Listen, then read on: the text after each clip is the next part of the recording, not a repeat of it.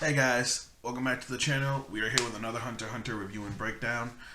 Um, it's been a while since I've done something like this, so I'm going to do it now. This is for anybody who stumbles upon this video. Uh, Other than the few people that have watched it constantly week by week. So, I am a Hunter x Hunter virgin, and this is my first time going through the entire series. I used to do live reactions, but due to copyright, I wasn't able to continue doing that. If you actually look at the playlist that this video is going to be in, I actually still have a few live reactions that somehow made it through copyright. But for whatever reason, a bunch of my videos just kept getting taken down. I actually got copyright striked and almost lost my channel because of it. So I switched to a review format. I'm also able to do multiple episodes at a time as opposed to one at a time. So here we are. And today we are covering episode 110, 111, and 112. Where we left off, everything was coming to a head. They were about to attack the compound, and honestly, these episodes were so unbelievably frustrating. At this point, there's been so much buildup that I just want to get to the climax, and at the very least, the first two episodes of this feel like filler. I know it's not. I know some important stuff did happen, but God, did they drag it out for the entire episode. So 110 starts off where everybody that was gathered on the top of the hill ready to invade apparently isn't actually invading. Nov opens up the portals to the three doors where he left entryways for them to get into the compound. The one he left at the very entrance of the compound, the one he left at the door, and then the one he left at the central staircase. They decide they're going to jump out of the central staircase, and that's it. We jump over to these absolutely unnecessary characters right now. I finally know her name. It's Hina. She was Lael's, third. It was always Lael, Flutter, and her. And she looks like she's pregnant because I guess she's the Nen Exorcist. She got that ability purely because Lael told her to, and that would be a good idea. But when she exercises somebody's Nen from another person, depending on how powerful the ability is, her belly swells. They said the name of this Chimera Ant over here, this servant of hers, but she didn't even say anything. So I just moved on past it. As soon as we see them and she explains that she wants to ask Lael for something in return for getting said Nen ability, we don't need to see them for the rest of the episode. We jump over to Beezef. He's freaking out because Palm is missing, and he's trying to make calls, trying to figure out where she is. Turns out Chimera Ants can hear cell phone calls, and this guy, whose name is Welfin, we've seen him a couple times. He was out there helping Lael hunt Moro / Killua when he, again, not really an important ant, but he offers to help Beezef as long as Beezef can get something that smells like palm. So Beezef goes off to do that, and as soon as that happens, Welfin gets a call from another soldier ant. He goes up, and we see the mistake that Nov made, where he left his shoes and some blood behind. They see this, they start trying to put together theories. Welfin uses the scent to track to where Nov went. He follows Nov's scent to where he was near the central staircase and realizes that he went out the door. So he tries to piece together what happened. We jump over to Komugi, and Komugi is sitting there in her room, and she is actually thinking about the king. And she is actually a little sad that when she told the king her name, the king didn't tell her his name. She thought, they were becoming friends, and maybe this shows that they're not. We actually see, because she's blind, she doesn't know what he looks like. We actually see this is the image in her head of him playing, which is kind of cool. We jump over to Meruem, and he's still, questioning his life choices and everything, like who he is, what he's doing. And he actually compares himself to something very specific that kind of freaks me out. He says he is just a nameless king with a borrowed castle with a bunch of subjects that are just mindless puppets. And at first, he looks upset by it, and then he starts laughing like a crazy person, like he sometimes does. Like he's on the edge of sanity and insanity. And he's just like, if this is what fate's dealt me, then I'm going to take it and I have nothing to fear. He jumps down and starts walking away, and Yopi tries to follow him. The royal guard had been staying kind of close to him, and he smacks the shit out of Yopi with his tail, and he's just like, I don't want you near me right now. And he gives Yopi a message to give to Pitou, and I guess he told Yopi to tell Pitou that he is sick of Pitou's end and doesn't want it near him. He's sick of constantly being monitored. So Pitou goes to talk to the king about what they can do to remedy the situation, and at first Pitou wants to just open up a small space for the king so the king doesn't have to be suffocated by Pitou's end, and he can walk around he wants, and they'll just shift it constantly. But he doesn't like the idea of being restricted in his own compound. He's the king. He should be able to do whatever he wants. So he's just like, just do a donut. Just do a dome around the compound. That's it. And Pitou's like, I can do that, but then if anybody comes from underground, I'll never know. If any of the ants become compromised, I won't know, because once they're inside my end, that's it. They're free to do whatever they want. So he compromises and just says, fine, do what you do, but I don't want your end coming up to the second floor. So the second, anywhere past the first floor, the king is completely unseen. He can do whatever he wants.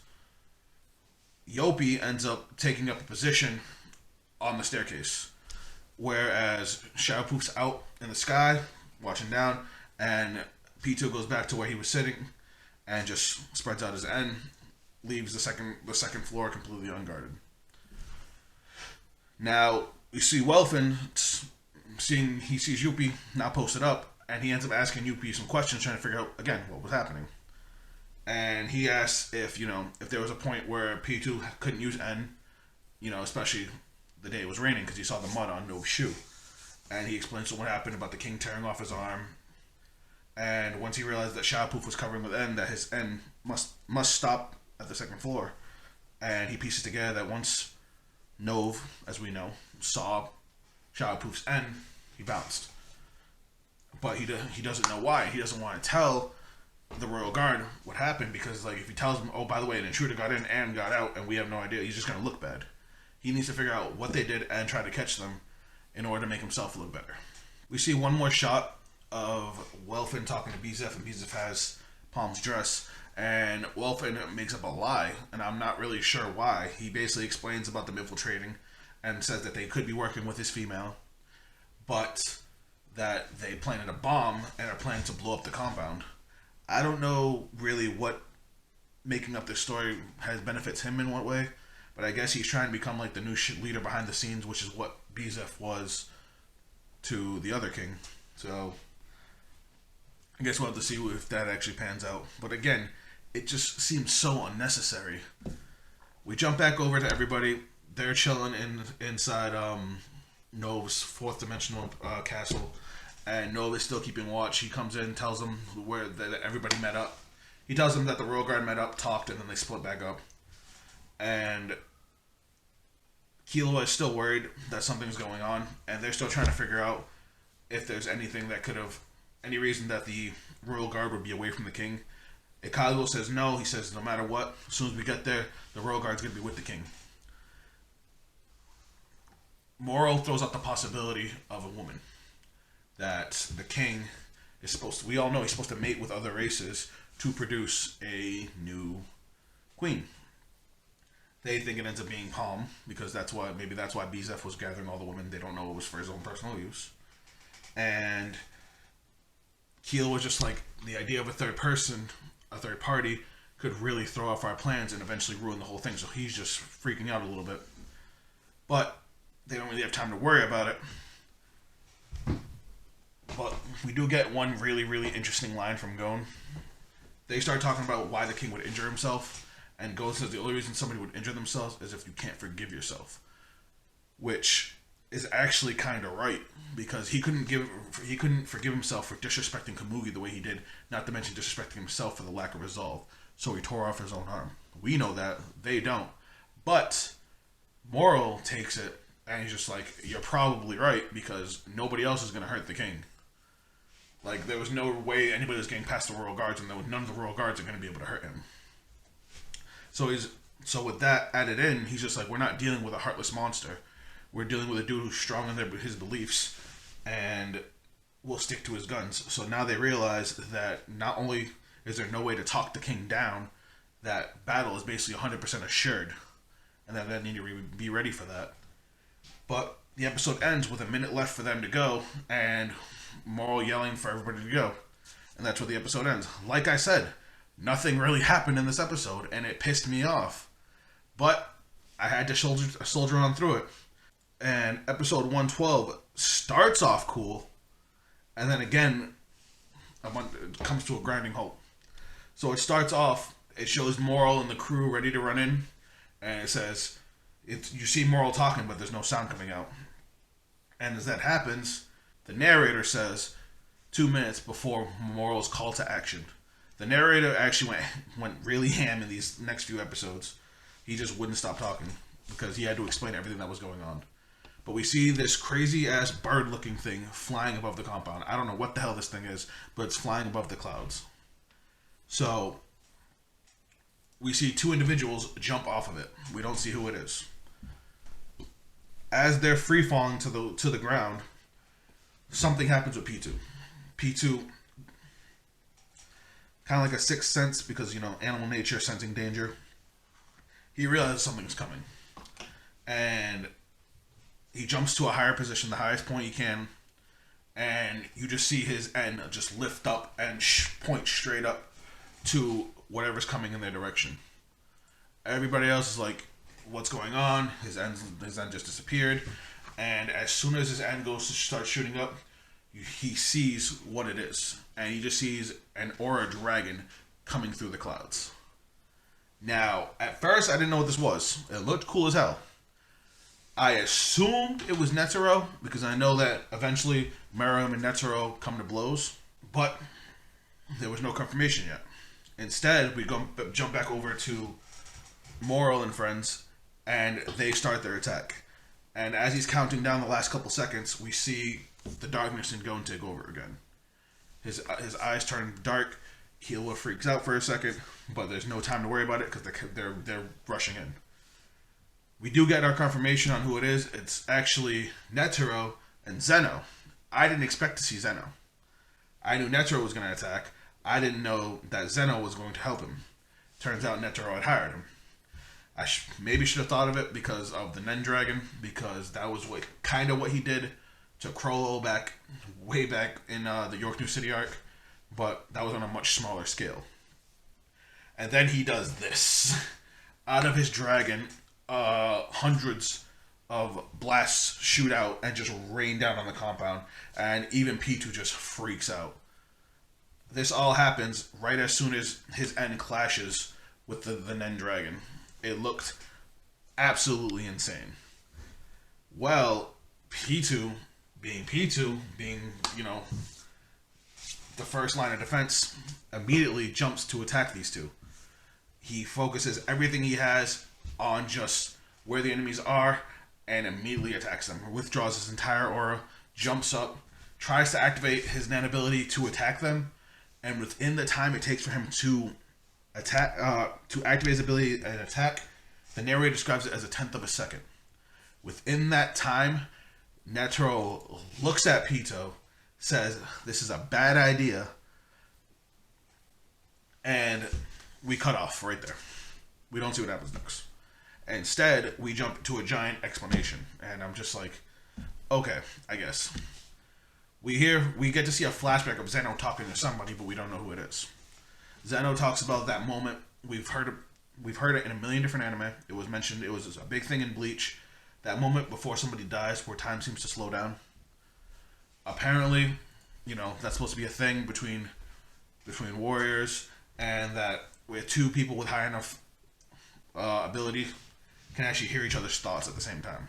And that's supposed to be what happened with P2 and Netero, that he heard Netero's thoughts saying, "Bad move."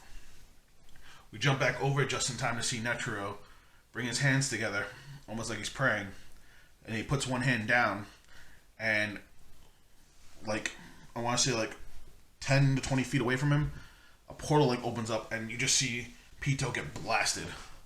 Giant energy wave, just...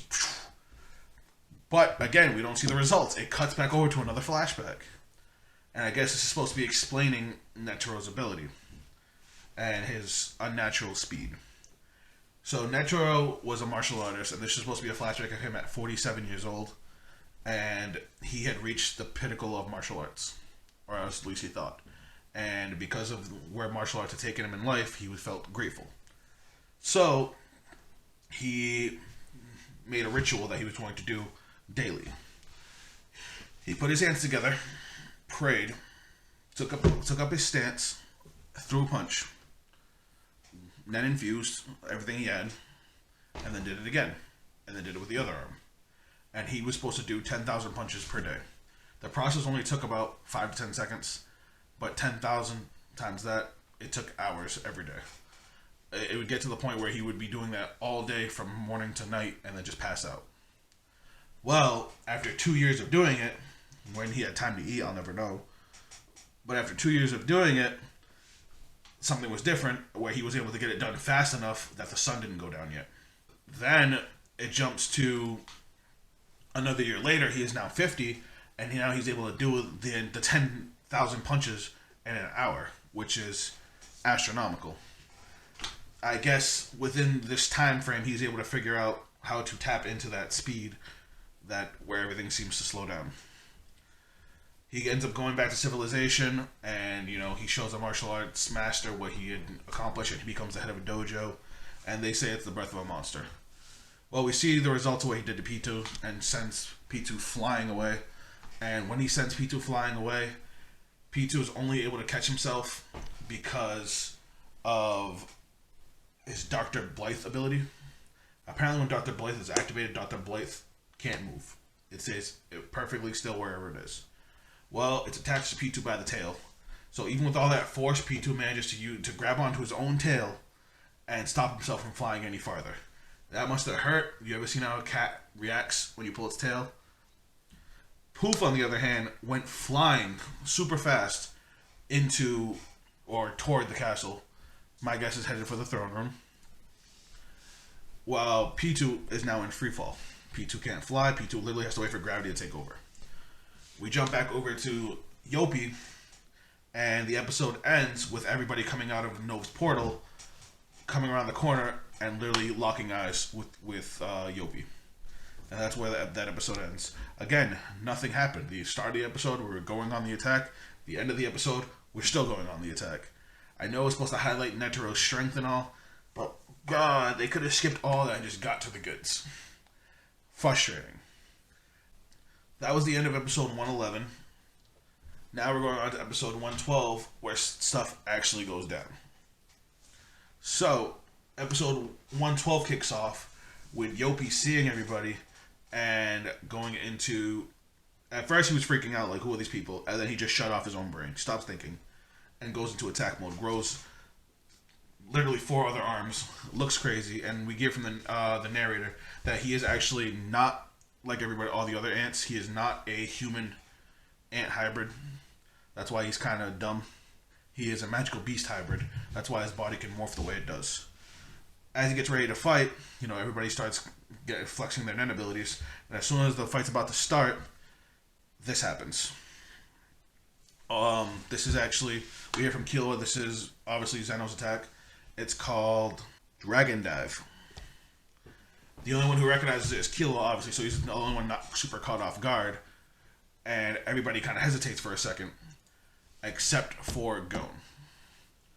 Gon immediately rushes, because Gon realizes, before everybody else, because everybody else ends up catching it on afterwards, they realize that Meleoron and Knuckle are also running up these stairs, invisible.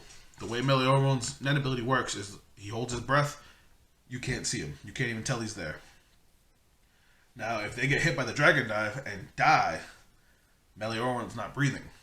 They don't know if his nen ability would actually shut off, or if, like other people's nen abilities, their nen would keep going after they died, so they would never even find them.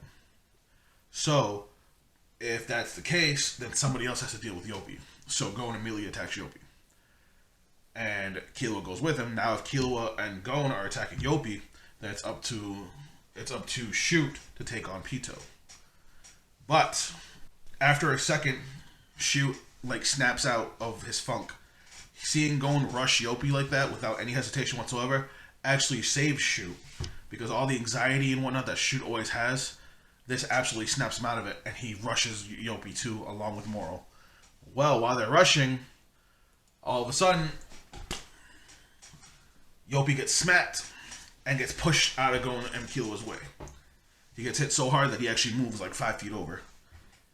Gon and Killua realize what it is, that Knuckle and Meleoron are fine, and they go to rush past Yopi.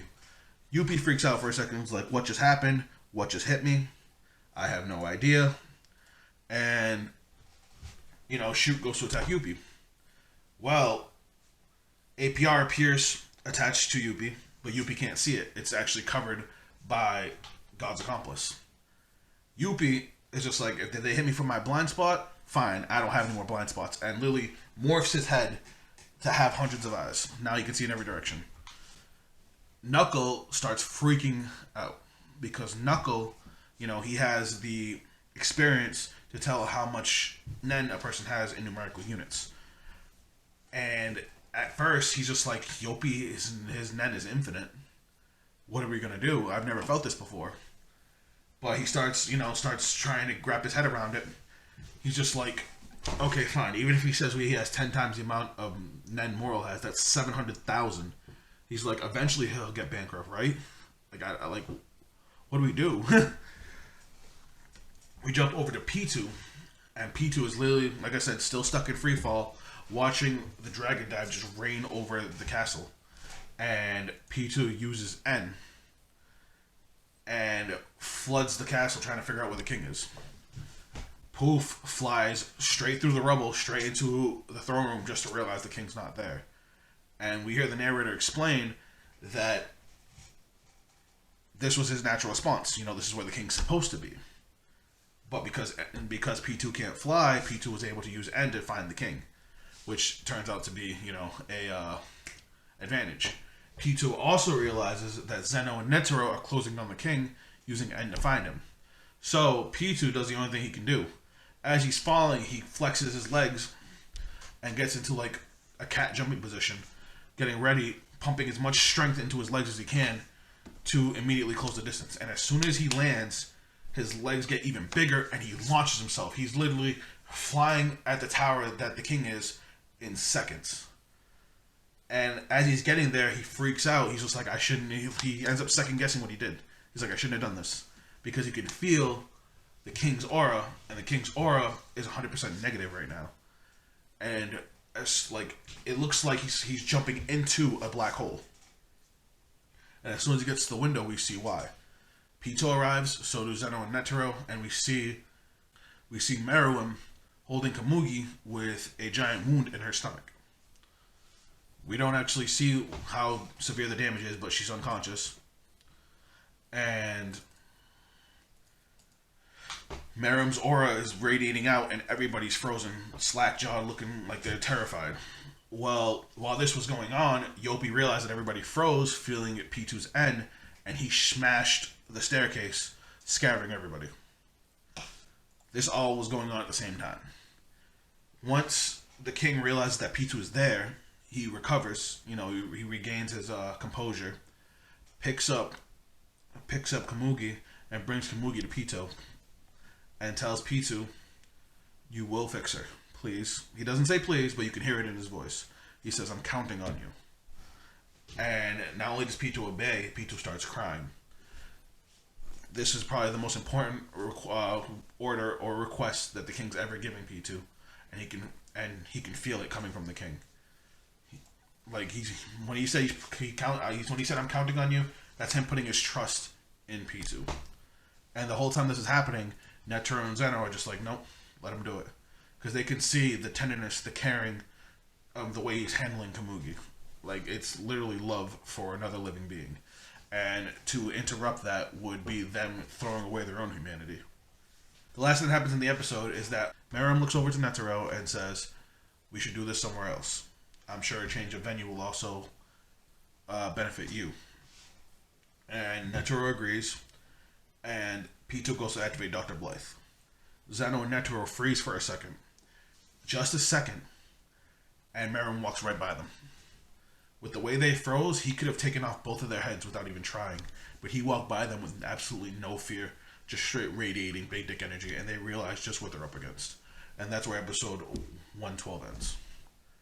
Like I said, 110 and 111 really just pissed me off because it was just a lot of beating around the bush. 112 was good, but I'm ready to keep going. I need more action in my life. But that's it from me, guys. I'm going to try and do another episode this week because I don't think I have as many reactions to do this week. So make sure you guys keep an eye out for that, and I'll catch you on the next video. Later.